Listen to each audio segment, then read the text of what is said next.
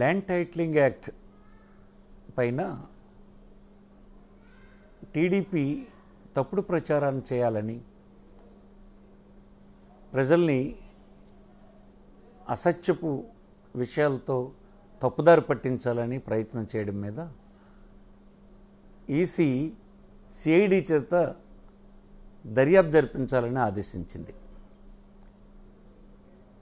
ఇది చాలా సిగ్గుచేటైన విషయం అని ఈ సందర్భంగా తెలియజేస్తున్నాను. రాజకీయ పార్టీలు సమాజాన్ని, ప్రజల్ని చైతన్యం చేయాల్సినటువంటి బాధ్యత ఉంటుంది. ప్రాపర్ డైరెక్షన్లో నడిపించాల్సినటువంటి రాజకీయ పార్టీలే తప్పుడు సమాచారంతో తప్పుడు ప్రచారాలను చేయడం ఎంత నేరమో ప్రజా జీవితంలో ఉన్నటువంటి వాళ్ళకి తెలుస్తుంది. ఈవేళ సిఐడి దర్యాప్తు చేస్తే స్పష్టంగా తెలుస్తుంది. చంద్రబాబే చెప్పాడు, ఇది జగన్మోహన్ రెడ్డి మీ ఆస్తుల్ని కాజేయడానికి చేస్తున్నాడని.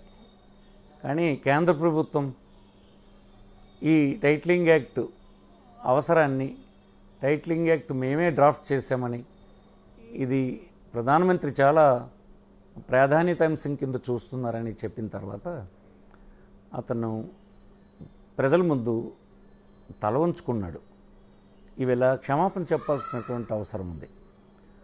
45 సంవత్సరాల రాజకీయ జీవితం కలిగినటువంటి వాళ్ళు, అందులో 14 సంవత్సరాలు ముఖ్యమంత్రిగా ఉన్నటువంటి వాళ్ళు, ఒక చట్టం తాలూకా లక్ష్యాల్ని సరిగా తెలుసుకుని మాట్లాడలేకపోవడము, కాకపోతే తెలుసుండి కూడా వక్ర మార్గాన్న ప్రజలకి మోసగించడం, ఈ రెండు ఒక రాజకీయ పార్టీ అధ్యక్షుడిగా చాలా నేరమని, చాలా తప్పు. ఇది అసలు చాలా అవమానకరమైన విషయం అతనికి. ఇలాగ జరిగింది. ఈనాడు ప్రజలందరికీ చాలా క్లారిటీ వచ్చింది. ఇది కేంద్ర ప్రభుత్వం ప్రతిపాదించినటువంటి చట్టం అని, ఈ చట్టాన్ని ఆంధ్రప్రదేశ్లో అమలు చేయడానికి అవసరమైనటువంటి ల్యాండ్ రికార్డ్స్ అప్డేషన్ అంతా కంప్లీట్ అయితే కానీ చేయడానికి వీలు పడదు. కనుక చేయమని మేము కోర్టులో కూడా మా తాలూగా అభిప్రాయాన్ని చెప్పడం జరిగింది, ప్రభుత్వ అభిప్రాయాన్ని. కోర్టు కూడా ఇది అమలు చేసినప్పుడు అప్పుడు అభ్యంతరాలు ఏమని ఉంటే దాని మీద విచారించవచ్చని చెప్పి దీన్ని క్లోజ్ చేసింది. ఇలాంటి నేపథ్యంలో ప్రజలకు చంద్రబాబు క్షమాపణ చెప్పాలని నేను కోరుతున్నాను. నా డిమాండ్ ఇది.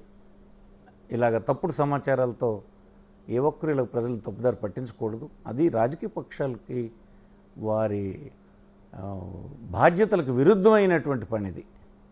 అంచేత నా డిమాండ్ అతను క్షమాపణ చెప్పాలనే కోరుతున్నాను.